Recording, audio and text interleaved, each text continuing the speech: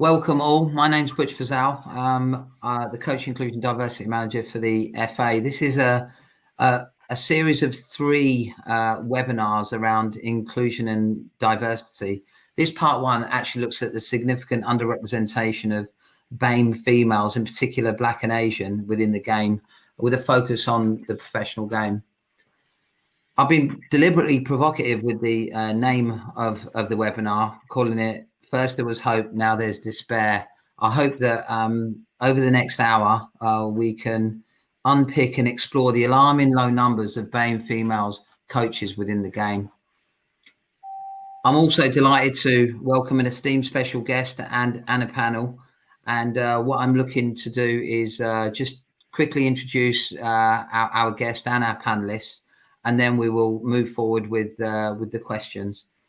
First of all, it's with great pleasure to welcome Hope Powell. Hope Powell, CBE, current first team manager at Brighton, Hove, Albion, but also former international player, and at 31 become the first ever coach of any England national football team, as well as the first woman and first Black person to hold office. There's a few firsts there for you, Hope.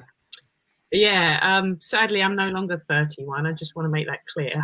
But yeah, sadly, very privileged. I, worked hard for it.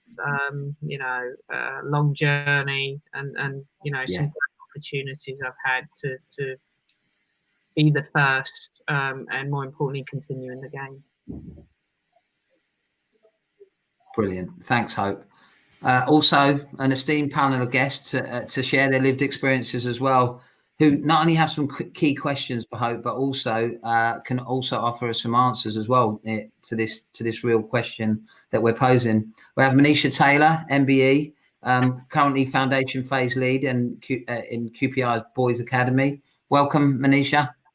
Thank you. Really looking forward to hearing Hope's insights and sharing experiences with everybody else. Thanks, Manisha. Nicole Farley, who's Reading University's women's head coach. Hi, Nicole.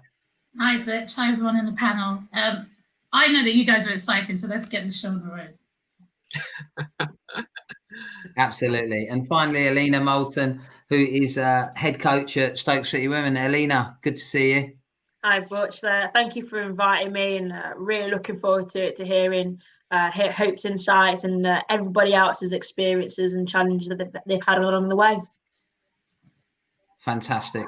So I wanted to finish. I just want to start off with a one-word quote from Baroness Sue Campbell, the FA's Director of Women's Football. She labelled she actually said the lack of Black representation is shocking within football. And I think it's an interesting starting point. I know, Nicole, you're going to kick off with the first question, and then we're going to bounce that question around to everyone. So, Nicole, over to you. We're going to start with a question to Hope, and then hopefully everyone else can jump in. So, Hope, you talk about this long journey. What are some of the challenges that you've had to overcome during your coaching career? Hi again, Nicole. I get asked this question every single time, and it's really hard. It's really hard for me to go, these are some of the challenges. I think every day has been a challenge. Some, not always in a negative way. But if I think back to my time at the FA, it was one of the biggest, I think, was recognition for the women's game, certainly at international level. And convincing people, the decision makers, that the game was worthy of investment. I managed to get players essentially contracted, but it was it's really difficult for me to answer. It was really challenging just to get the recognition, the resources, the airtime, the respect. So I can't actually put my finger on one absolute thing. It was from the kit didn't fit. We were wearing men's kit. It was not enough footballs. Can somebody help us with footballs? It was, travel expenses. It was the central contracts. It was the girls need more games. overall, it was convincing people that the women's game was worth the investment. When I think about it. Do you know, it's really interesting to hear you say about the convincing. Yeah. What do you point that down to in terms of who you're convincing and why? Why have you got to convince? Lack of interest, didn't value it. I mean, I'm talking really in the early days. Not sure it was worth the investment. So having to talk to people and go, you got to value the product. If we're going to do it, we've got to do it properly. You know, why can't we have more full-time staff? These were the reasons. So I found myself almost writing lots of proposals and, you know, presenting, you know, logical thinking as to why we needed these things. If we were to compete with other nations that were, you know, a lot further ahead than we were, you know, going to, I don't know, I think I went to Sweden, America, Norway to look at what they were doing, bring that evidence back. Yeah. You know, this is what we need to do if we are looking at making England teams better than they currently are. So everything seemed it was I don't know how I did it. Fight it. You got to get the voice heard and push those doors. Do you think it was a case of that? You talk about this unconscious bias and the decision makers. Yeah, definitely. You know, I'm a lot older now. You know, wiser to it. My eyes are, you know, a lot wider. I can see a lot more, and definitely conscious and unconscious bias. You know, against, you know, the women's game, against me. So yeah, it was a challenge to make people, you know, give the game some recognition and some resources. Do you feel that stereotypes and biases still exist for Black and Asian coaches, and as a result of those perceptions and that thinking, it's preventing them from getting the opportunities that they actually deserve? I think what did you say, Butch, in your opening comment from Sue Campbell? That answers Shocking, doesn't it? You know, I think there's this whole debate, a necessary debate. You know, the only thing I would say about debating is we need a bit of action. Is that there aren't enough Black, Asian, minority groups in leadership positions. There aren't enough Black coaches, men, women in leadership positions. The only thing I would say is we've been talking about this for the last 20 years, as long as I can remember. Has anything changed? Not in the way we would hope. I think there's a little bit more visibility, but not, certainly if we look at the men's game, not that visibility translates into coaching roles, middle management roles, senior management roles. The decision makers are still ultimately people that do not look like the people on this call at present. So does it still exist? Yes. Is there investment, more investment than ever before into the women's game, certainly in the national team? Yes. But in terms of decision making, you know, senior management, you know, not just talk about board level, senior management, those that can influence and make decisions, how many are there? How many? You know, but yet the decision makers, this is going to be a bit controversial here, but I'm going to say it. The decision makers say things like, we haven't got enough of. You're a decision maker. Change it. Employ. I mean, I just think you're in a position where you can affect change. Affect it. If there are positions advertised, you have a great opportunity to employ people of colour. Providing they meet, you know, they've got the necessary skills, etc., etc., etc. You know, people talk about, yeah, winds me up. Yeah, no, that makes a lot of sense, Hope. I want to bring Alena in because she has just recently been employed as as head coach at Stoke City. So, Alena, some of your experiences around what some of the challenges you might have faced, and also probably in the past as well. I think there's a couple of challenges I faced. I feel like I have in the past, I've had to portray a different side of myself because I was going to be perceived as I'm going to say it, as an aggressive Black woman. And I wasn't being aggressive. I was just voicing my opinion. And in the past as well, well, when I say in the past, I'd probably say 18 months ago, there was a position I was in, and the coach turned around to me and said, "You're just going to collect the balls, bibs and cones." And when I challenged it with senior leaders, it was a case of, this is what they do at the top level. So Hope, in that situation, what would you recommend I would do in that club? Because sometimes you don't really have the choice to move on. Is there a way you'd recommend of influencing, even when you do challenge with the senior leaders? There's a lot of that. In the end, I decided to move on, but that was a massive point in my career that I never thought I'd actually have experience in 2019. One thing I would never do in my career was compromise myself. But I would never, ever compromise myself. I would always make sure, and as we always are, respectful, well-mannered, because, you know, you're expected not to be. You're expected to be this angry black person with this chip on the shoulder, whatever that means. You know, but I felt I've got to be honest. Because if I never challenge, there's no learning. Everybody assumes it's okay.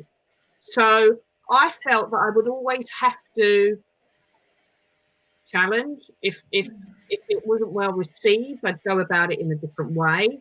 But I would always go back and challenge, but with always being respectful. You know, articulate myself. You know, get some facts around it. But I would never compromise who I am. Yeah. Never, ever compromise who I am. This is who I am. I'm just asking the question. And because if you don't ask the question, then they think it's always okay. You know, and it's not. And for me, that really supports my thought process and my thinking, because I've got a set of non-negotiables in terms of my values, and I know I'm more comfortable now of who I am, and I know what I'm not willing to accept. And I understand there's coaches out there that find it difficult to have that because they're just so driven on that end product of where they're going to get to. So that for me is massive. And is any message to other coaches, it's understand your values and the non-negotiables as well within that. So thank you for that. Appreciate it. Thank you. I think that's fascinating. So there's a real piece around identity as well. I think, Hope, we was on a call a week back when you talked about actually growing your locks as a head coach in England, just to establish your identity. Just because, you're thinking just a little bit more about that. Because I was in, and you know, and this is, you know, the FA back then, and you know, still now, nobody looked like me. You know, bar one, Chris Ramsey. And I felt that I really needed to, you know, stand out a bit more, because you're not visible. You're not visible. You are ignored. You know, and I didn't want that. I wanted to be seen up front more than I was before. And I thought, right, I'm going to just make a bit of a statement here. I'm going to grow locks, you know, so that, rightly or wrongly, at the time when I was, you know, at the time I thought it was a good thing to do. And I'm glad, because I wanted people to look, we are here. We are here. And that's what I did. You know, adding to That's that, fantastic. just that imagery was so powerful for me as a coach, being younger and looking up to you. Like, wow, that could potentially be me. And I think what's come about of late, or that continues, is that, okay, you get this opportunity to be this tick box, and yet I should be grateful for that. But it's kind of then watching your peers that actually you're lesser with me. You haven't done all these coaching experiences or got the level of knowledge that has been shown. However, you're getting that support and that pull through, but yeah, I'm still trapped in this box. And over time, I've had to realize, actually, don't let them silence your character. Have that voice and own that voice. So in the transition of maybe the last 2 years, I had to resign out of one of my roles because I expressed, here's my pointers, this is the reasons why, and actually took that kind of lead to do that. And looking back, I just think, wow, that was so powerful. I'm so proud of myself to do that. I think sometimes we get so trapped that we're so in it, you don't realize until you step out of it. So I I just think now it's about that integrity moving through, and actually, why should we be in that box? Let's rip it down. Our decision makers, let us grow, give us the same support, make it fair, so that we too can show you our prowess. Yeah, I think as well, Nicole, you have to trust your identity and who you are. You have to trust that and believe that you're a decent person with decent values, decent morals, and don't compromise. You know, and that was part of the reason, the lock was a bit about, look, I am a proud Black woman. I am proud. When I got the job, when I was offered the job at the FA, I did kind of, Black, there's, nobody in this building that looks like me. Is it a token gesture? I point out, blank, ask the question. And obviously the response was, and I respect the fact that it was no, whether it was or it wasn't, I needed to hear it. And then I think when I actually got the role, and people on the outside, she only got the job because she's Black, and at that point I didn't care. I thought, I've got this opportunity and I will not fail. I cannot fail because of hopefully what's going to come after me. And that was I was so driven because I thought, as a Black person, I cannot fail this. Yeah. I cannot, because it is, hence the locks and the visibility and all of those things. And it was a real driver for me. And I just think if anybody, as a Black coach, and especially with the lots of debates that are going on now, and, some people will say, she only got it because she's Black, she only got it because she's a woman. Take the opportunity and run with it. Don't care what people say.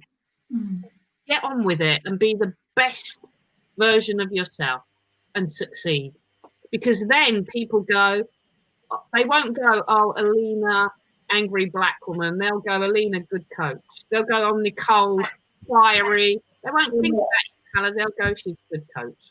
And that's what you want. So any opportunity you get and it works for you, be the best version you can be. Yeah. Just my humble opinion. Manisha, do you want to come in as a coach working in actually a male-dominated environment? What was it like for you? What are the challenges for you? Well, I think there's some great points being made already about redressing the balance, and there's inequalities in the female game, and there's inequalities in the male system too. And there are people that we know who have the qualifications and are still not being in the running to even have an opportunity to have those jobs. So one of the things I would, I guess, question is why is that? Why aren't these people who are already qualified and are more than capable of doing these jobs? Why aren't they even in the running of having an opportunity to do so? And then the other thing around being a female within the professional game, it's been challenging, and it's and for me in some respect, listening to Alena talk about the perception and this perception that people have of you, it's no different to whether you're in the female game or in the male game. It's people stereotype based on what they see, what they feel, what they hear. These are learned behaviors. And unless we have people who are more open thinking, a lot more broad-minded with regards to equality, we won't see any change. Like Hope said, you had Chris Ramsey, you got Hope Powell, who were the first Black people working at the FA. And since then, yes, there's been a few more role models, which is fantastic, especially for aspiring Black and Asian coaches, but it's not enough. And there aren't that many.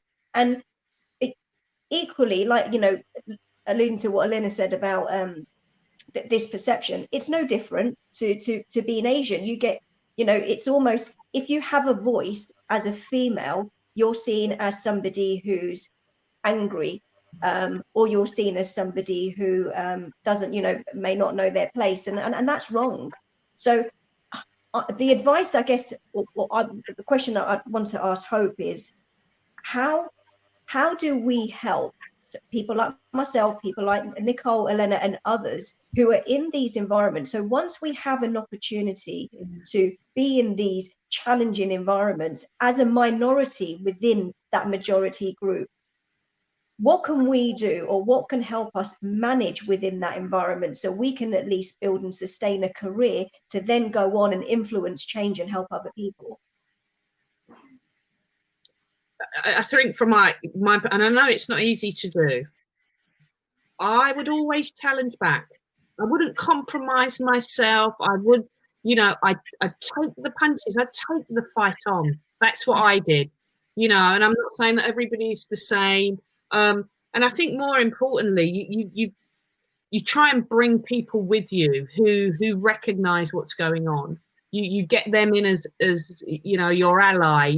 That's your way of letting off steam, talking to people about how you feel. But don't ignore the challenge.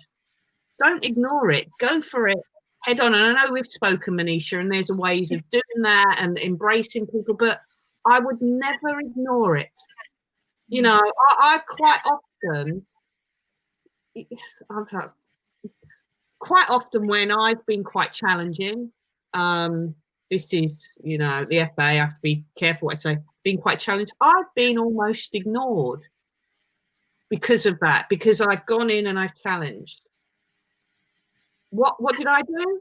I went back and I addressed it. I don't ever ignore it. Don't ignore it. Because if you ignore it, you feel you're out of control, they're in control. You feel it's uncomfortable. You feel, if they're your senior, you go home with worries. I never went home with a worry. I went home, I moaned a lot, but I never, if there was anything that I was not comfortable with somebody who's my senior, I went and I challenged it. And challenging doesn't mean aggressive. This aggressive, the perception they have, this aggressive black person. Challenging is getting your facts in order, articulating yourself in a way that they understand. You don't have to be aggressive and argumentative, and quite often I would, is there a problem? Is there something can you just, because I need some clarity, because I feel there's something wrong, and put it back on. So that they have to address it. And then you don't go home feeling, oh my God, have I got a job to wake up to? Because at least you can go home, you've either got a job or you haven't. You haven't got to worry another night. And that sorry, Butch, I think it's real. I always addressed it. Don't ignore it. I think that's brilliant. I think there's a lot coming out of that first question, and also Manisha, you followed on with the second question around advice to coaches as well. Alena, from your lived experience, the sort of advice you would give to aspirational Black and Asian coaches, and then over to Nicole and Manisha, if you finished it off with your own experiences. Thank you. I think for me, I've always been someone that I wouldn't say I've been really confident, but I've been really sure of who I am and who I represent. So being able to hear everyone else's experiences around who they are and being comfortable with that, I'm happy to go to I'm happy with who I am when I go into an environment. But I think as well, for me, I'm really cautious of the environments that I do put myself into. I've got to be around good people first before I look at the diversity, and then can I challenge within that? So for me, it's particularly if you're in a part-time role, is who are the people you're going to work with, and can you have a positive impact on them that can change it for the people as well? So I'm really picky on the clubs that I would work with and any ones that I would move on to as well. I don't know everyone else's thoughts on that. I mean, just leaning on from that, Alena, here. I think a part of it is being is preparation. So being ready for that moment. So it's a case of you can't come in blind. And for me, education has been my thing. Like, I strive for that because it makes me better, it makes me grow. And having, all right, we talk a lot about media and socials, but having actually conversations with people that you can trust is really important, that have your back, and having mentors that you can, bounce ideas upon. For me, that support system is everything to me, and I would like more. I want to network more with the likes of people that, wow, I can hear your story, I can take that through. And I would just say, opportunity-wise, I've taken my opportunities. I've gone abroad and come back. So I've been missing off the radar for a little bit, but I think all of that builds character. And sometimes a quiet confidence is good. And I think now it's a case of you can be the best person, but if nobody knows it, it doesn't mean anything. So just being out there and making yourself doing the job to your best ability, because that's proof in the pudding. But I'm definitely taking the point of keep knocking on the door. To who seems like fantastic. Nicole, that's brilliant. Before you come in, Manisha, I'm really pleased to introduce Kareem Brown, who has at last got herself back on. Coreen, can you hear me? Yes, I can hear you. Lovely. Just a quick introduction, Kareem, because we're into the second question around advice, and it'd be great to get yours. But just a quick introduction about yourself, first of all, for everyone that's listening and watching. Yeah, hi all. So Kareem Brown, I'm a football coach for now over 15 years. Worked through my qualifications, so I've achieved both the Advanced Youth Award and UEFA A qualification, and worked in the elite game, both on the female and the male side, working with Arsenal Girls Youth Academy, working in the FA Girls England Talent Pathway, as well as sort of currently working with the Arsenal Boys Youth Academy. So yeah, really great to be a part of this conversation. I think it's an important conversation. And there's loads of sort of experience within this panel to really sort of push this agenda forward for us. Coreen, just on that point, advice that you would give to an aspirational Black or Asian or BAME coach that's coming into the game. Then I want to pass that on to Manisha, and then if I then get Alena in with the third question for Hope, if that's okay.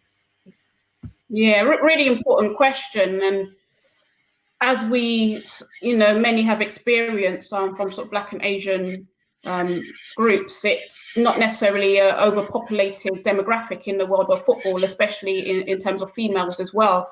And with that then being said, I think it's very much about understanding your identity first and foremost, so you can step into your coaching environment feeling confident about you and what you represent. And then with that then being said, don't be afraid to then further go out there and learn. And so go out there, whether it be asking informal questions from experienced coaches, going out there and sort of trying to gain that experience, finding a mentor, someone that you trust and you can lean on, whether that be in football or even outside of football, to get advice, and keep on trying to develop your skills, whether that be specific coaching skills or even leadership management type skills as well. Really put yourself out there and be your best self with that true identity, so you can really flourish and grow within the environments that you put yourself in. That is fantastic, Coreen. So that unassimilated, authentic self coming to work every single day. And I think really then we talk about the environment and how we pass it back to clubs and to those employers to set that culture within those environments to enable you to do that, for you to grow. Manisha, your thoughts on the pieces of advice that you'd give, and then I'm going to pass it over to Alena for the third question.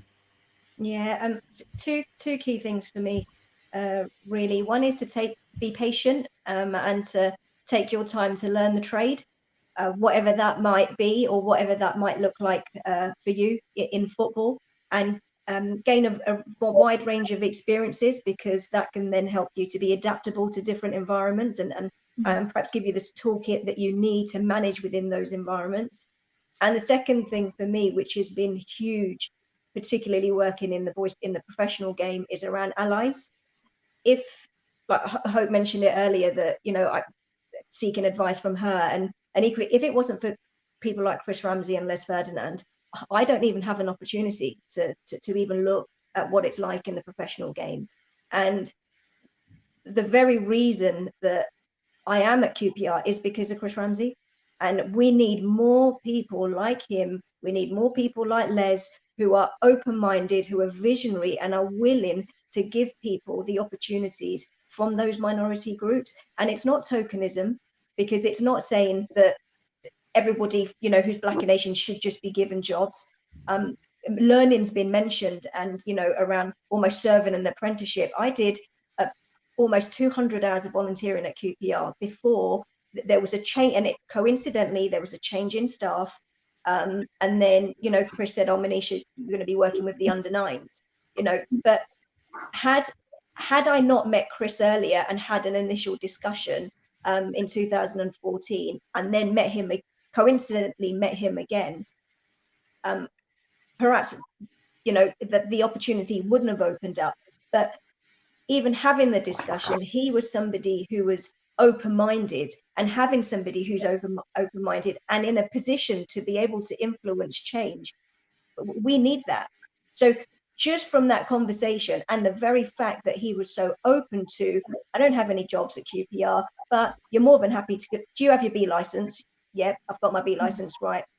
You're more than welcome to come down. And that was pretty much it. It was, you know, grabbing that opportunity with both hands, and then, you know, doing 4 or 5 other jobs to try and earn money, and having people with that experience, and, you know, and like Hope as well, that I know that I can call Hope up and gain advice from somebody who's been the only woman when you're a senior manager and you're managing male staff. It's a different dynamic, you know, and it's a challenging one. I think that we can't move away from that because of the perceptions around being a female, and perhaps also for me personally, being somebody who's come from the educational sector and has spent a long time in education before transitioning into football. So I think that there's a wide range of stereotypes, you know, in any case, but definitely around learning your trade and allies, people, the key decision makers who you can lean on that can help support your journey. Fantastic. Manisha, thank you so much. Alena, your question now your third question to Hope. Well, Hope kind of like, we touched on it briefly around, you know, why isn't there more coaches from a Black and Asian background in the female game? And when you had Hope that was the pioneer, why there is so few that have followed over, you know, so many years. So the question is, Hope, like, what do you think the key factors are to ensure there is a pipeline of talented Black and Asian female coaches coming through, and that's whether that's on the pitch and off the pitch, and what you think needs to be done about it, really? I'm going to be really controversial here. I think in order to shift it so there is a pipeline of Black Asian coaches coming through, they might have to introduce quotas.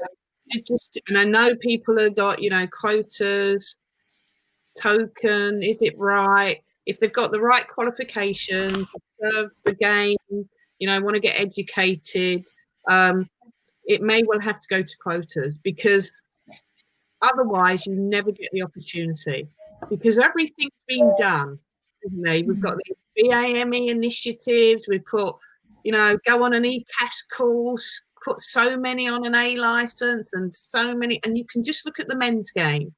There are 30% Black players currently in the Premier League. 30%, I think I'm right, Butch, aren't I? Historically, those numbers over the years have increased up to 30%. That never translates into coaching. Never translates into coaching. I think it's something like 1 or 2% end up working in the top flight of the game. Whereas you've got right counterpart walking straight into big clubs, Chelsea, Celtic, that doesn't happen on the men's game. So there's an issue there. What we don't want is the same issue to happen in the women's game, where I think I'm the only Black coach in the WSL. I don't know about the championship, if there are any Black coaches, male or female. Someone might have to help me out there. But in order to provide an opportunity, they might have to think about quotas. If there is enough Black Asian people qualified, what's the blocker? Conscious or unconscious bias? How's this going to shift? So there might have to be some stipulations, some new guidelines that saying there might have to be a quota system to allow that pipeline to come through. And that, I feel, is the next step, because you've got the same people that are saying there aren't enough are the same people that can actually employ. Yeah. So there's a big message there. Alena, you asked the question. If I bounced it back to you, what would you think are the key factors to ensure we do have a pipeline? Then over to Nicole and Manisha. Yeah, I think for me, I always look at the game, and like, I'm from Derby, so there isn't enough black girls playing the game, and I think it's because of our pathway. Our pathway is very much centered around, if you have money, you can access it. If you don't have money, you can't access it. So how do you identify these players and give everybody an opportunity and a platform to play for the area they live in, and then ultimately play for England as well? So we haven't got enough playing.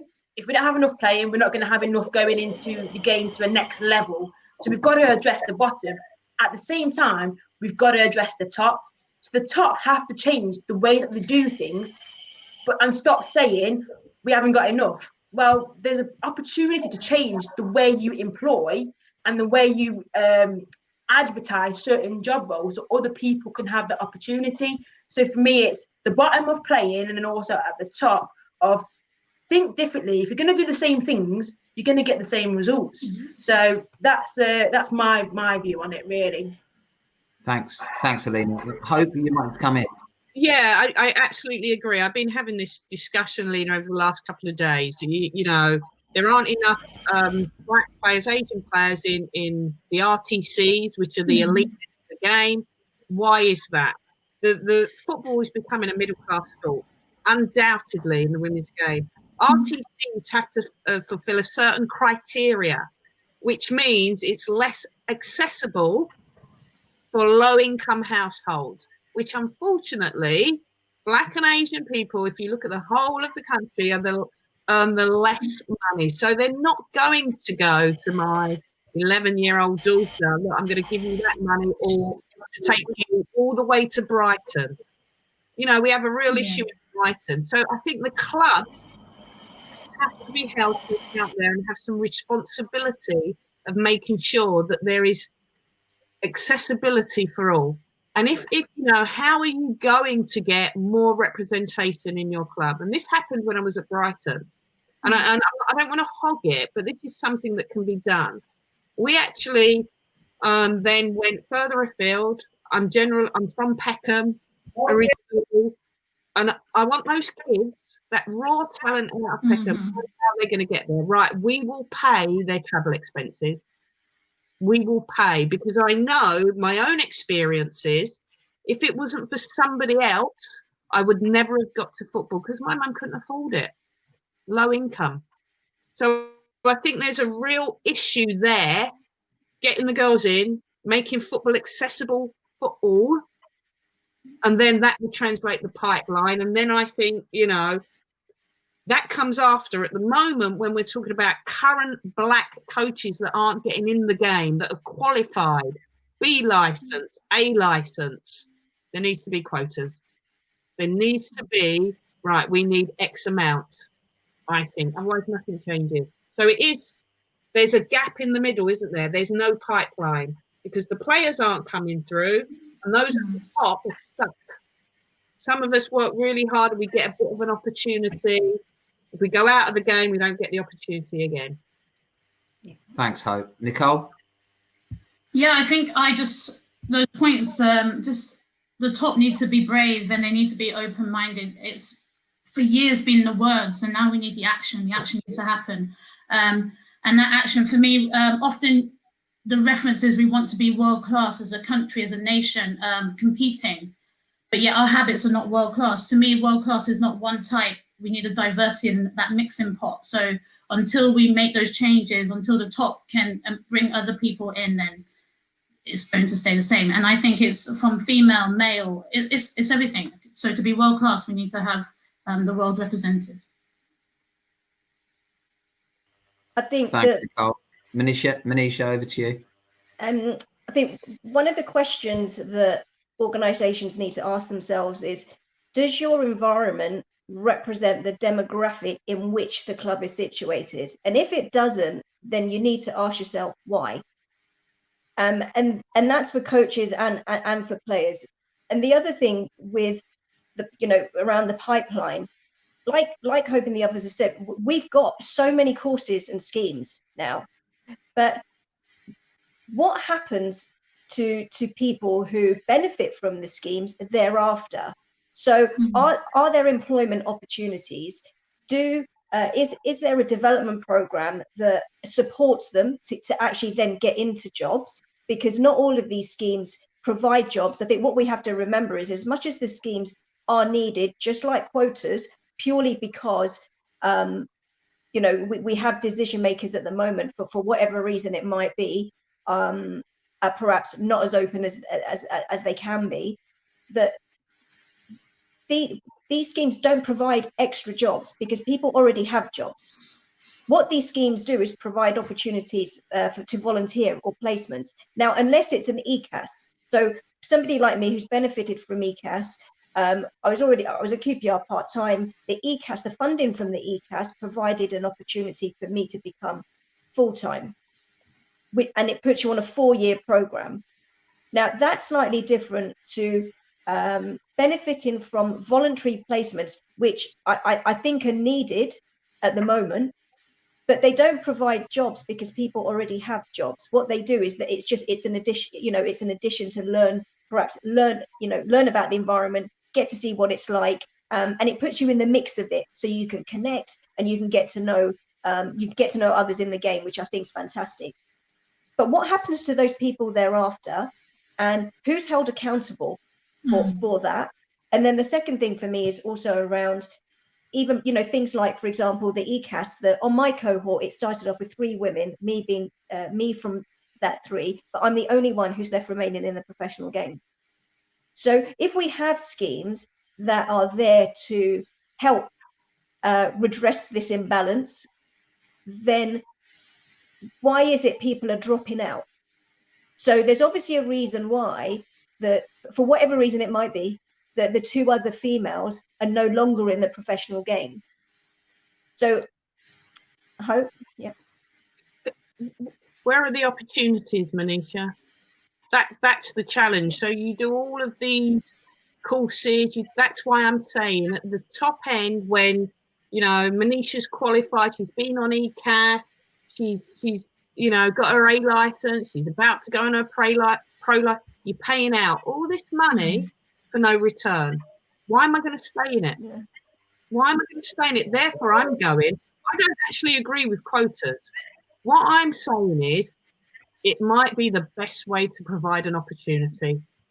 It might be the best way. Otherwise, listen, we've been talking about this for years and nothing's changed. There's been more BAME initiatives, coaching experience, observation, ECAS, volunteering, nothing's changed. There needs to be something different, which goes, you have to have X amount, X percentage, so that opportunities are provided. I don't agree with quotas, but I've been discussing this for so many years. Opportunities. So much money is paid out to get yourself qualified, get myself educated, go abroad, get all those experiences, pay thousands of pounds for my B license, A license, all of that time, and it amounts to 0 for a lot of Black people. How does it change? It's interesting because we've lost Coreen again, but one area that we did talk about when we were planning this around is, if we do get people in, how do we retain them? Once we've employed them, how do we retain them and how do we promote them? Because we then promote them, we develop an opportunity for them to become the decision makers, to actually have the cultural shift that we require, which is really, really important. So there was a piece around psychological safe places for people as well, in which they can openly articulate how they are in their work environment as well. I want to go to a real call to action piece now with our the last one. I Alena, I want to start with you, then over to Nicole and Manisha, and then I want to finish off, Hope, if you can. If there was one call to action to Black and Asian and female coaches out there to make that change, whether it's a message to leaders or if it's a message to coaches, what would it be? Alena, over to you first. Yeah, I think my message goes to the leaders, because like Hope said, we've had this discussion for years and years. They've identified it, and for me, quite frankly, they've done nothing about it. And as females, BME females, we've got to learn from the male game, and we've got to make sure we don't make the same mistakes. So for me, it's about the leaders now being accountable, and if people say there isn't enough, what are we doing about it? And like Manisha said, if it's not representative of your area, and we know there's a lot of people playing all those different things, you've got to ask yourself the question why, and then you've got to do something about it to make sure that problem is no longer existing. And the last bit is, I'm going to end on the question of, does the boardroom and does the decision makers, does it allow us to actually have that opportunity to progress, or is it a glass ceiling? And that's the bit for me. But we've got to really, the decision makers have to take more responsibility, in my opinion. Alena, thanks. Nicole? I agree with that, and I think it's a case of, we talk about different learners, we have different qualities, some are visual, some audio, and all of this kinesthetic. Get to know us, talk to us. We can help on this pathway. Adapt programs and change around us. We're not just an X or an Y, we're a person, and embrace us. And that goes to decision makers. They need to connect the dots so that we can continue to thrive. So it's equal, so it's fair. So that for me is, get to know us, speak to us, and let's make that change together. Manisha, before I go to you, if this was a 100-meter race, does it feel like you have to run 110 meters in it? Who's that to, sorry? To you, Manisha, for your call to action. Just a thought there for you to think about when you're in your call to action.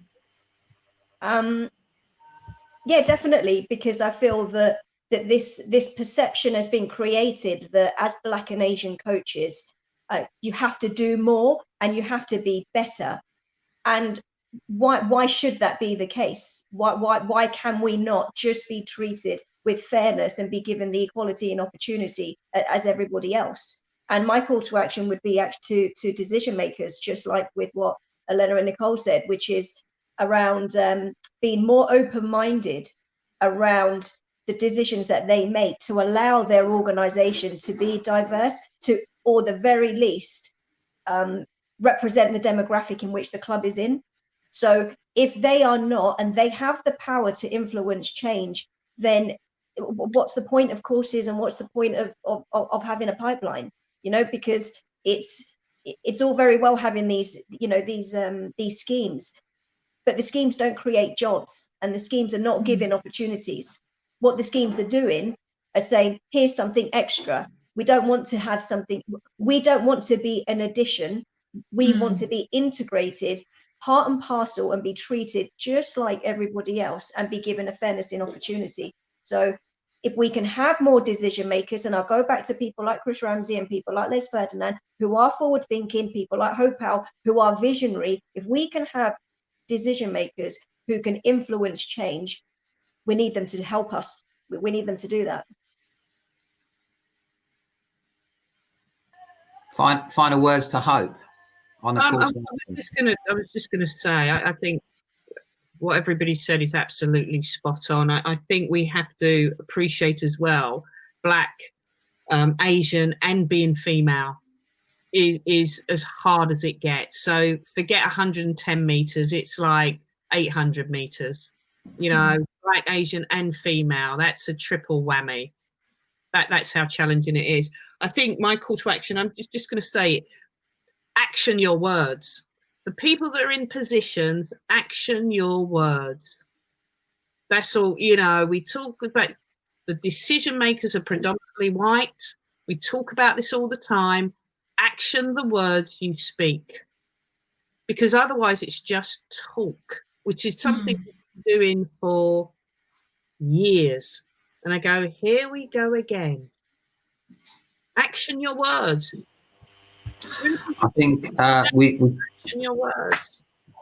I think we started with Baroness Sue Campbell saying it was shocking. We're finishing with Hope Powell saying action your words. This has been a fascinating hour. I want to thank Alena, also Coreen, who was in and out of the call, unfortunately, because of technical issues. Nicole, thank you so much. Manisha, and a very, very big thank you to Hope as well. Thanks very much. It's been fascinating. I think that we can also look at what the next stage might be for this, because this is just the start of a conversation, and it's a stimulus that hopefully will get everyone talking. Thanks again, everyone. Thank you. Thank you.